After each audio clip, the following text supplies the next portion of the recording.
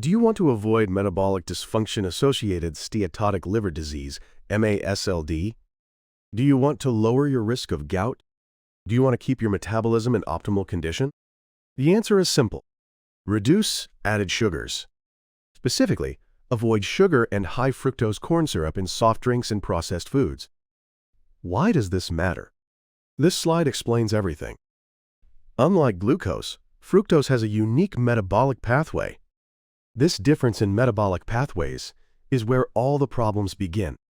Glucose is used as an energy source by cells throughout your entire body. Muscles, brain, heart, every tissue needs glucose.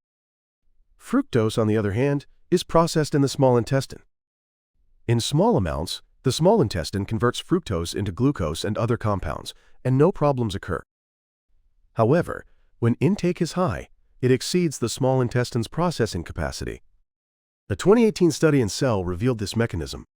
Fructose that can't be processed in the small intestine flows into the liver. An enzyme in the liver, called fructokinase, metabolizes the fructose. And here's what's critical. This metabolic pathway is insulin independent.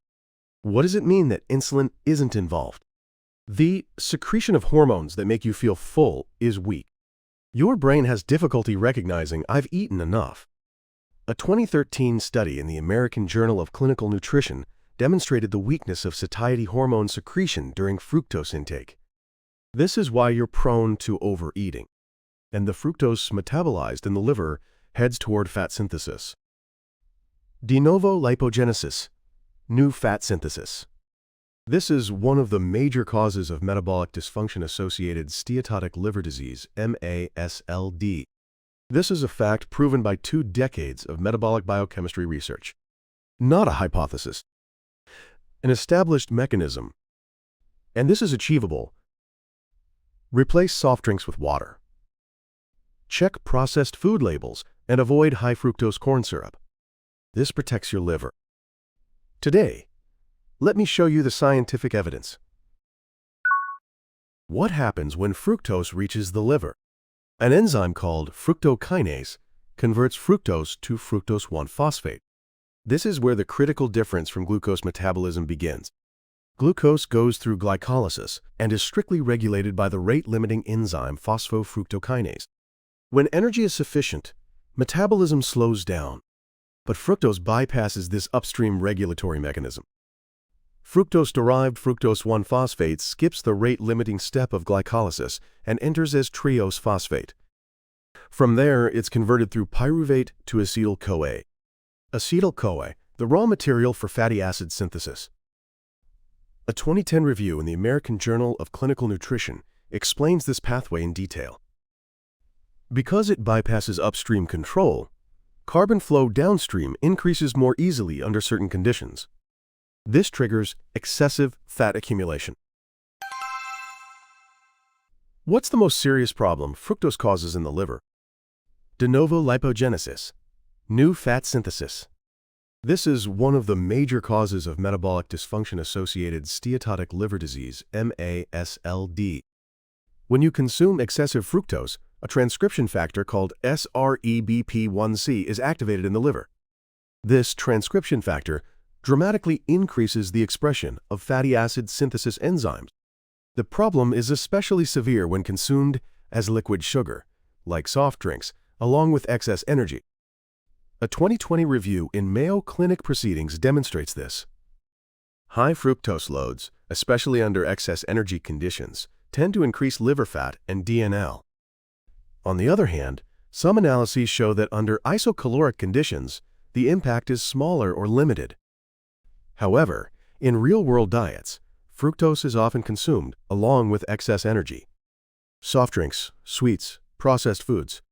The liver begins to accumulate fat. Even without drinking a drop of alcohol, your liver becomes fatty. Furthermore, recent research shows that excessive fructose weakens intestinal barrier function. A 2020 study in Nature Metabolism. Inflammatory substances flow from the intestine to the liver, accelerating fatty liver. It's not just the metabolism in the liver, you're also under attack from the gut environment.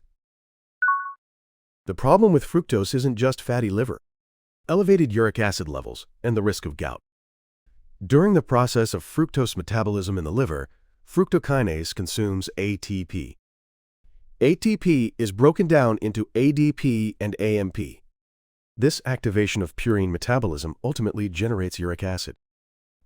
Continuing a high-fructose diet raises serum uric acid levels. A study published in BMJ in 2008 clearly showed this association.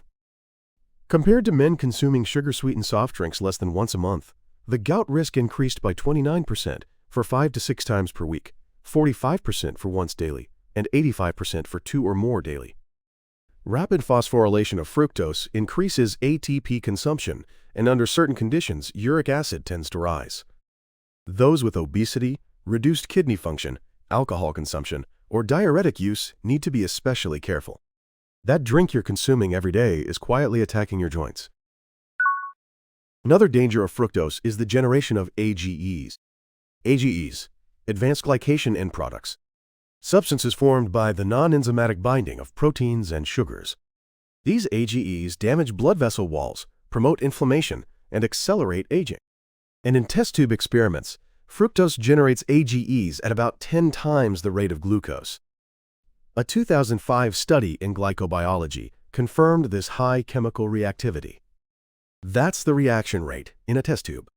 Age accumulation in the body depends on intake form and metabolic conditions. However, the fact that fructose is chemically prone to glycation reactions doesn't change. The biggest problem in modern diets is high fructose corn syrup, HFCS, a mixture of fructose and glucose. In the United States, HFCS 55 is often used in soft drinks.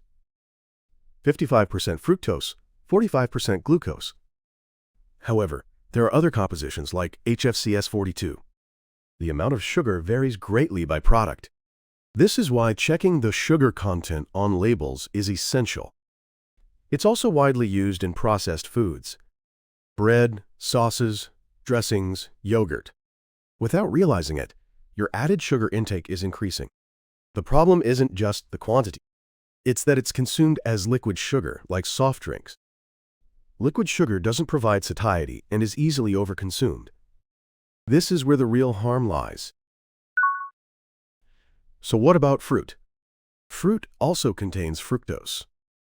However, fruit is also rich in fiber, vitamins, minerals, and antioxidants. This fiber slows the absorption of fructose.